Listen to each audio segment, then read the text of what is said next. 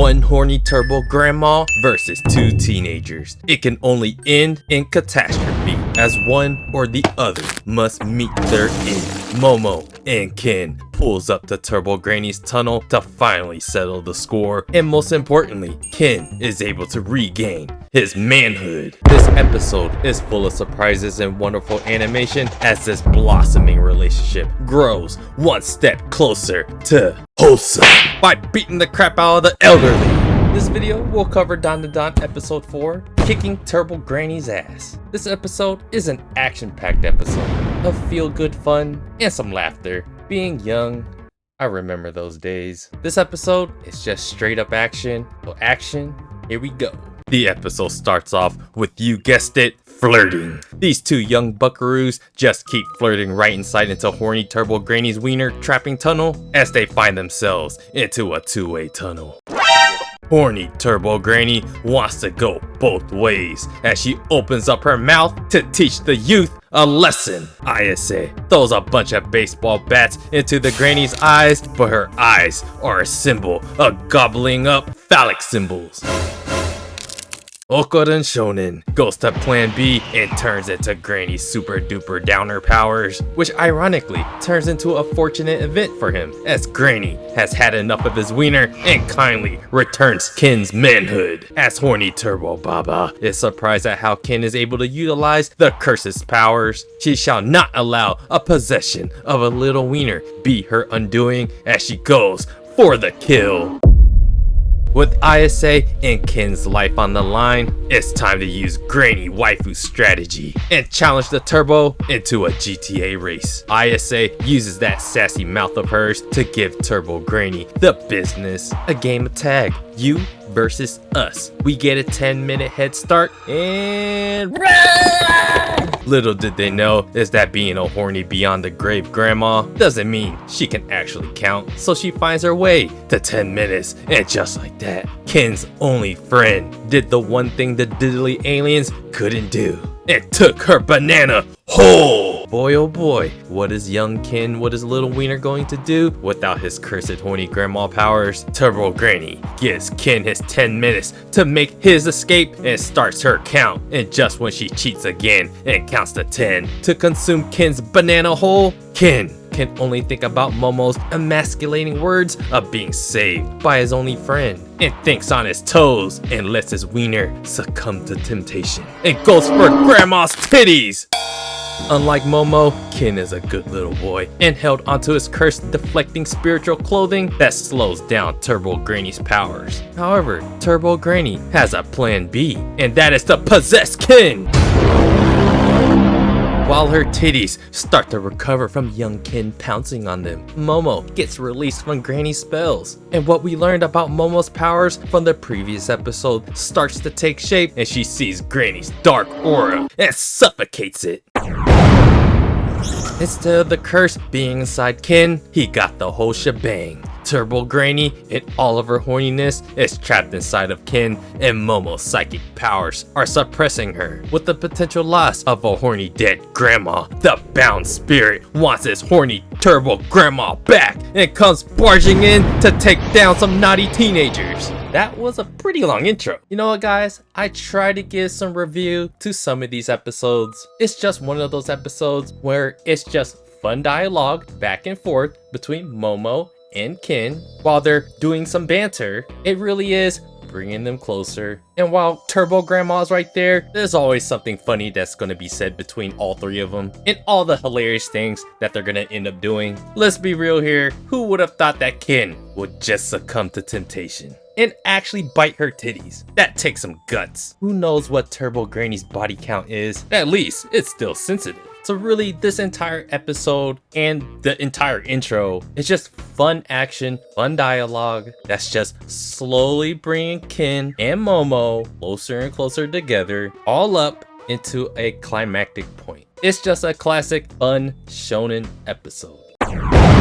After the opening credits, Momo and Ken sprint like they have never sprinted before as the bound spirit STD Crabs tries to exact its revenge and rescue the Turbo Grandma that it coexisted with for so long. Let's hope Ken didn't catch anything by putting his face into the grandma's chest. Momo releases Ken's inner grandma and escapes the crab's pincer attack. Ken's Debbie Downer comes out, but his informality of not giving a crap about Momo's feelings does too, as he calls Ayase just Momo and tells her it's hard to make a sharp turn cause you're kinda fat. Ken and Momo free fall to the ground until Ken pulls out a helicopter ability, but it was very short-lived as they almost come crashing down to the ground. Ken can only carry so much of Momo's weight and can only transform like 2 times into the horny grandma powers as they flirt some more until the crab comes to try to infect them. Since Ken and Momo are no match for STDs, they make a run for it as the crab lands almost right on top of them. Momo is riding on Ken's back as he speeds off into the streets. All the NPCs start taking pictures of this odd looking couple running down the street. As to all the NPCs, can't see this giant STD running down the block. And Momo is more worried about her social status when her life is totally on the line. That is when horny Grandma Ken is starting to lose his stamina as the horny powers can only last for so long, even though he's the bottom. They rush into a building where there's a manga cafe and some water, where crabs thrive the most. Except when it's boiling, Momo uses her unseen hand psychic ability to pour hot water all over the crab, and what's left is dinner. Ken uses his want to live brains and gets Momo to stop thinking with her stomach as they make another run for it outside of Shono City. And what do they run into out of everything? Zombies! Turbo Granny calls upon the spirits of her territory, that is, all of Shono City, and she elicits a zombie apocalypse onto the 2 teenagers. There's nothing more yummy than destroying the dreams of the youth. Once again, Ken and Momo make a run for it, like Forrest Gump. Unfortunately, they run into a trope as Ayase falls on the ground after running into a plot point. The zombies and the boiled crab starts to surround them, and Ayase pulls her women get what women wants card and tells Okarin to transform into his grandma horniness one more time so they can live out their teenage dreams that the elderly is just holding back. Okarin digs deep into his resolve to test his limits and goes for round 3 as he transforms one last time into turbo horniness. Ken goes full throttle and puts the heavy one back on his back and busts through the mountain of zombies. Due to Momo not watching her weight, it becomes hard for him to turn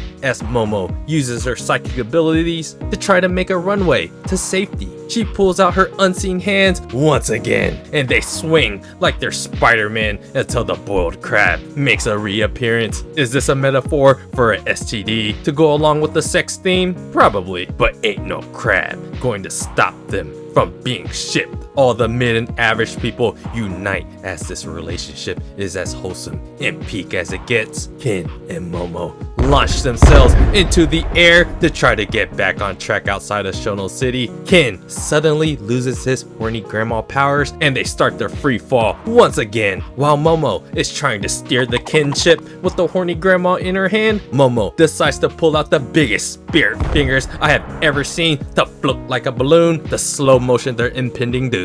And they land on the ground hard, stiff, and balled up after hitting their limits. When Momo used their unseen spirit hands, this was Turbo Baba's opportunity to exact her revenge in this silly game of tag to escape from the little boy's body. Ain't nobody can run faster than Turbo Baba, especially when she shifts into Turbo and turns into a blob of horny and hungriness and inflicts the deadliest line of them all to call these poor teenagers sons of bitches. bitches. This is where, like during the battle against the giant alien, Momo comes through once again with her wit and intelligence and grabs the train with their unseen hand, and they Spider-Man swing their way onto the train. And this is where information that seems random, like the Turbo Granny being called the 100-kilo Granny, isn't so random, as it tells Momo that is Turbo Baba's max speed, in which the Takasaki line's max speed is 120 kilometers per hour. Momo taunts the elderly, as the generation from beyond the grave absolutely despises this disrespectful new generation. It's a never-ending cycle of old people hating young people and young people disrespecting old people. Trains have to slow down at curves, in which it gives Turbo Baba a chance to catch up and hop onto the train. But this is all according to plan, as Momo pulls back out her unseen spirit hands and holds this blob of disgusting in place. And it's none other than Ayase Baba Waifu, standing right at Kamigoe City. This is where Team Ayase calls dubs. Turbo Baba goes kaboom, and a swarm of Shindaningen looks like it gets released from the grasp of Turbo Granny's terror. It looks like Ken carried the load with Momo's support, and Momo finished the entire ordeal with the assist of her curvy grandma, as we can give our salute to the deader than dead Turbo Baba as she turns into ashes and slowly blows away her horniness into the wind, signaling her final crossover. Momo carries Ken to safety, and Ken suddenly wakes up from his nightmare to find bliss.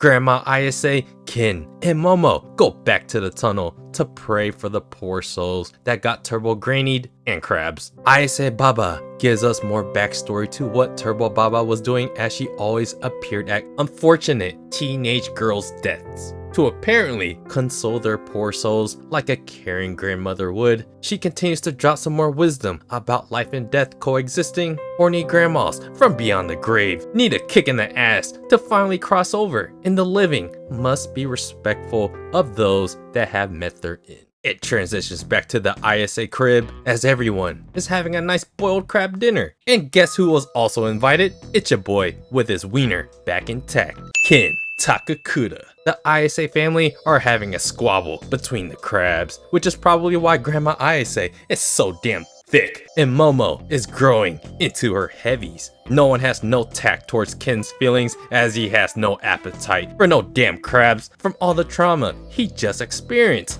as Waifu Baba calls out for Ken for his wimpiness and tells him what every man wants to hear from a waifu: whip it out now! It looks like our boy Ken has a 2-for-1 special, but doesn't realize it yet, as it looks like he has nicely ingratiated himself into the ISA family household. Like any into a nice date, it involves a parental guardian, a nice, lovely, sassy girl, and a little boy with his bike being sent off into the night. I think we can all say that this was one wonderful date that no one else would be able to give to each other than Ken and Momo. Or is there other options? Ken walks with his little bike towards the gate and can't think of the correct words to say, as sayonara sounds like forever. But we all know Momo is the more assertive one and decides on Matasta, as she's all buttered up and is ready to see your boy for another date tomorrow. Ken is delighted that he finally has found a friend, and Momo is happy she's found an Okorin. What a beautiful beginning to this blossoming relationship, and as the episode ends, it's really just the beginning. You know what, guys? Some episodes, you don't really need a review for it. This episode was the most template of template kind of episodes, and there's nothing wrong with that. And what I mean by template is there's 3 main plot points in this episode. There's the beginning of the episode where they fight a little bit, and that began the tag, which ended with the supposed boiled crab. Then you have your second major plot point with the zombies that led them into another chase that ends and begins with Turbo Granny finally escaping from Ken's body as she makes her last stand to these damn disrespectful youth. That builds up for that final climactic end. And in between each section of the episode, there's fun dialogue between Ken